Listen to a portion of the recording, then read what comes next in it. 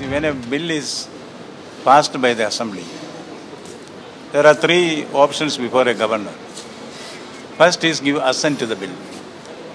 Many bills I have given assent to because the bill was very good in all respects, constitutional, within the law of the land. The second option is with certain suggestions or without suggestions. The bill can be sent back to the assembly for reconsideration.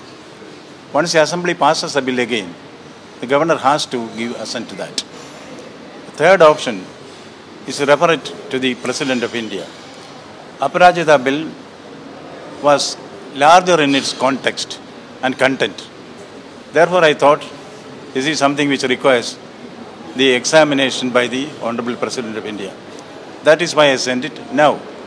The Government of India, they have raised certain queries. Those queries also I have asked the state government to answer, because I want the state government to be fully involved in this.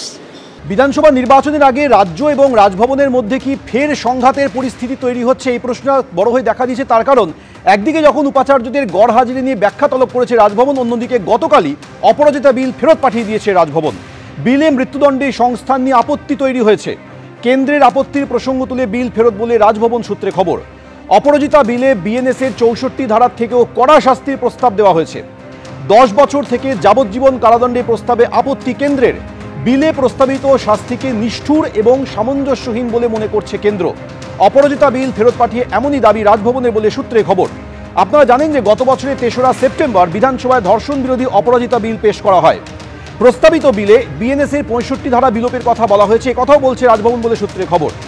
এটা হলে 16 এবং 12 বছরের কম বয়সীদের ধর্ষণের ক্ষেত্রে শাস্তির স্তরবিন্যাস বাতিল হবে, রাজভবন সূত্রে খবর।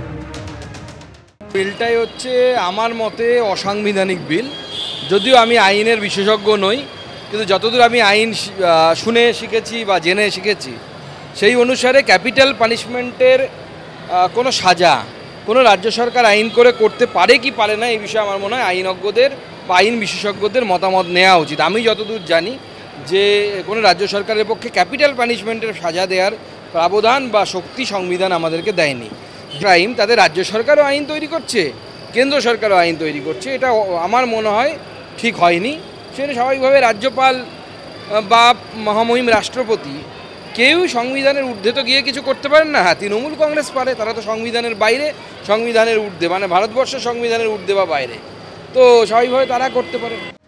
বিহারে ভোটার তালিকা সংশোধনের প্রক্রিয়া শুরু হয়েছে এবং বাংলাতেও কি সেই প্রক্রিয়া শীঘ্রই শুরু হবে তা নিয়ে জল্পনা একেবারে তুঙ্গে। আর এরই মধ্যে এবার হুঙ্কার দিলেন শুভেন্দু অধিকারী। তিনি বলছেন যে বাংলায় 1,25,00,000 রোহিঙ্গা অনুপ্রবেশকারীর নাম বাদ যাবে।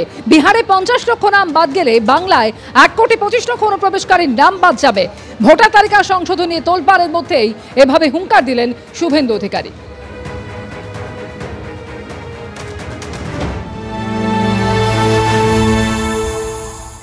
মুসলমান পাড়ায় পাবেন আপনি বাংলাদেশের মেয়ে বউ।